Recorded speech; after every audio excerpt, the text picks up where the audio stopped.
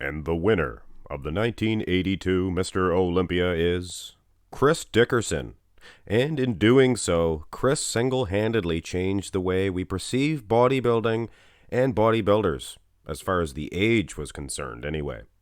You see, in 1982, Chris became the oldest Mr. Olympia to date at 43 years young. Before then, bodybuilding was thought of as a young man's sport. For instance, Arnold Schwarzenegger, who was Olympia champion from 1970 all the way to 75, was 8 years younger than Dickerson. And the 1965 champion, Larry Scott, he was 1 year older than Chris Dickerson, so basically the same age. So for these 40-plus year old bodybuilders, they definitely were not being put out to pasture anymore. In fact, in 1985, Al Beckles placed second to Lee Haney at the Mr. Olympia event at 55 years of age. That is just incredible.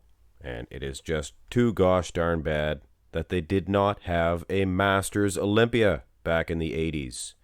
In fact, they never began the Masters Olympia until 1994, just 2 years after Al Beckles retired in 1992.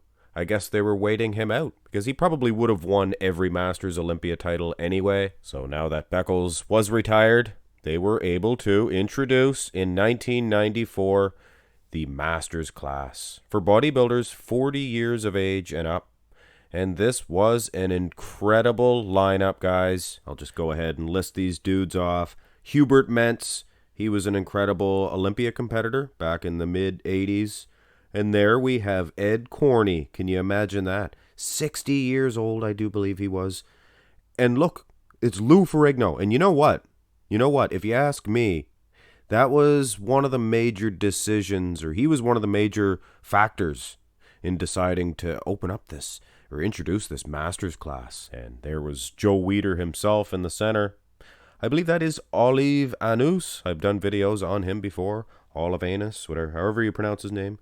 There's Boyer Coe. I'm sure you guys know who Boyer Coe is. Scott Wilson, maybe less known. Danny Padilla, standing tall there, the giant killer himself. Go down to the second row, we got Robbie Robinson, my favorite bodybuilder of all time. That's Bernard Seeley. He's an incredible bodybuilder.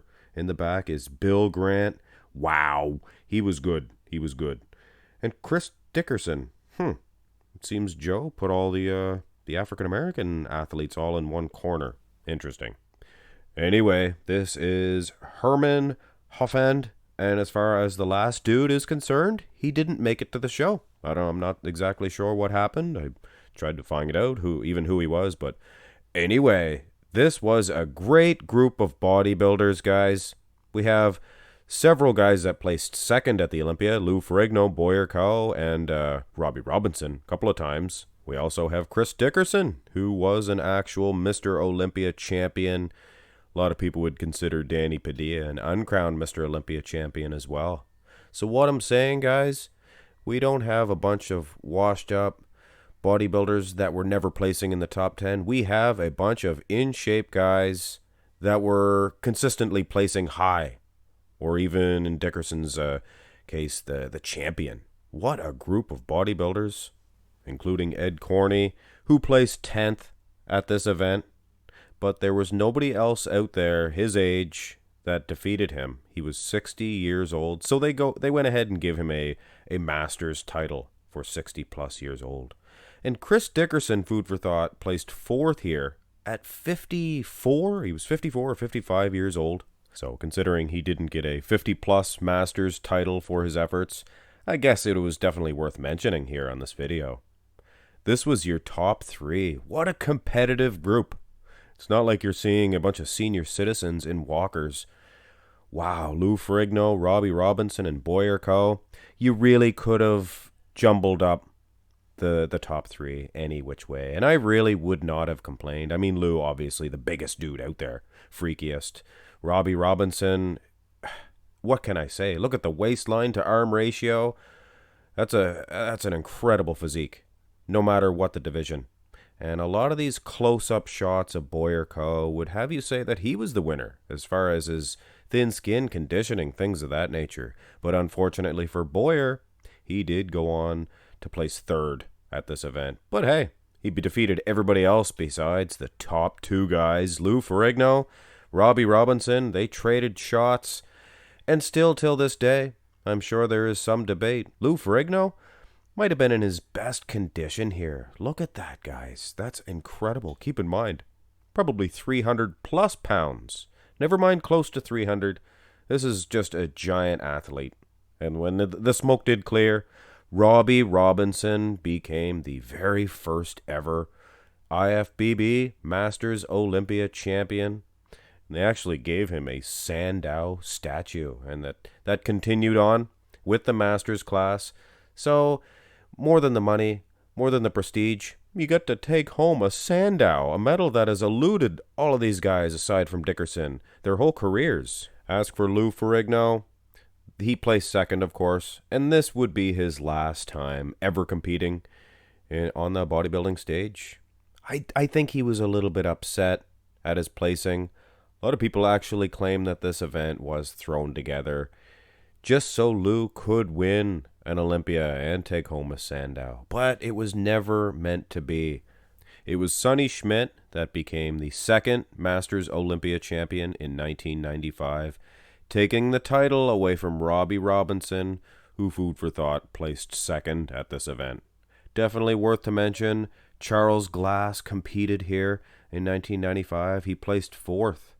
Also, Boyer Co., he placed 10th at this event, and he looked good. He really did, guys. And he retired, and that was a renowned career for Boyer Co., for sure.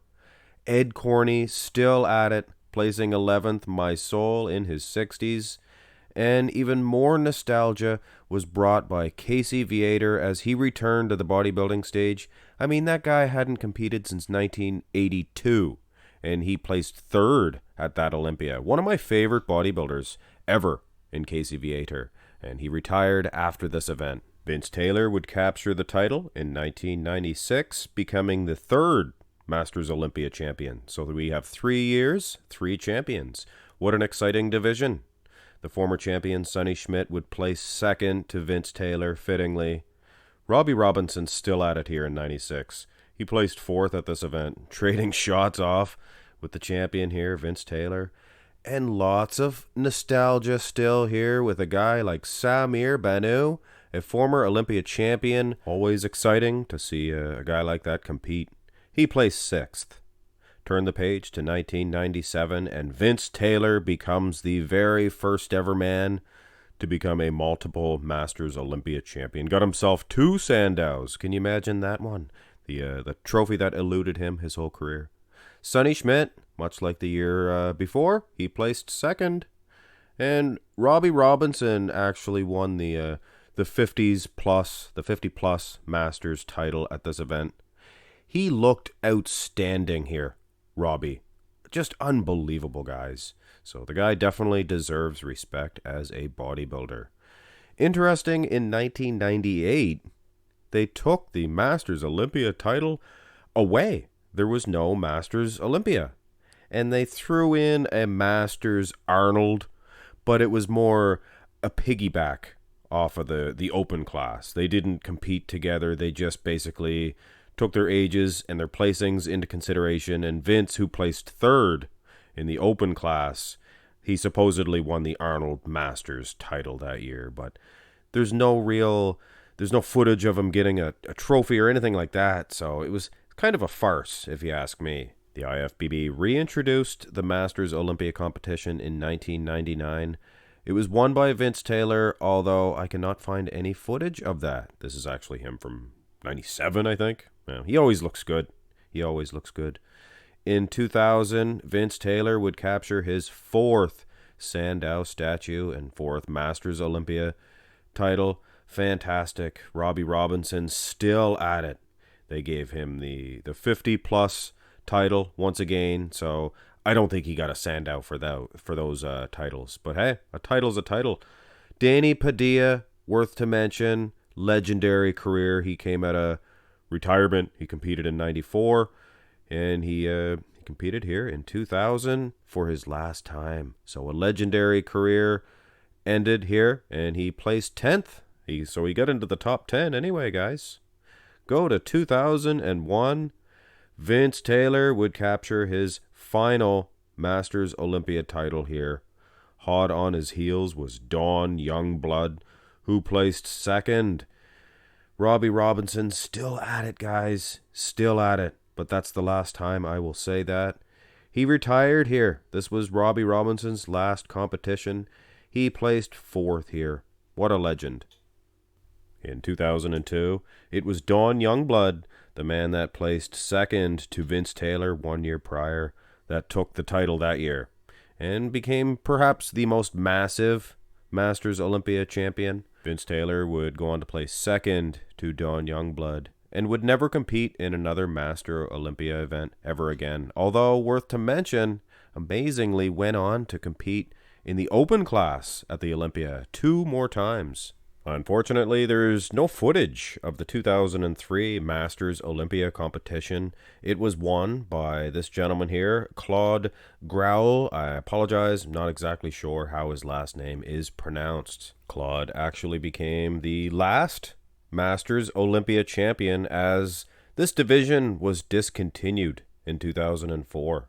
So why did they end it? Why did they stop the Masters Olympia competition? Well, if you ask me, you look at the lineup, 2003, I did not recognize any of the names, and Claude himself, I mean, he did compete, I believe, 3 times at the open class, the Olympia, with very, very low placings. So if you go to watch a Masters Olympia competition, it's nice to have some nostalgia, and it's nice to have some former, if not champions, then some very high-ranking bodybuilders. And that's really not what we seen in 2003. So really, nobody really cared about the Masters Olympia competition until it was briefly reintroduced in 2012. And for the life of me, I still do not understand why it was not continued. This was a stellar lineup.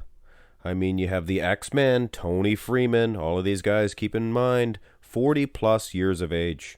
Dexter the Blade Jackson, I mean, his history speaks for itself. He could have held on to this title for years to come. And look, guys, Dennis the Menace, Dennis James.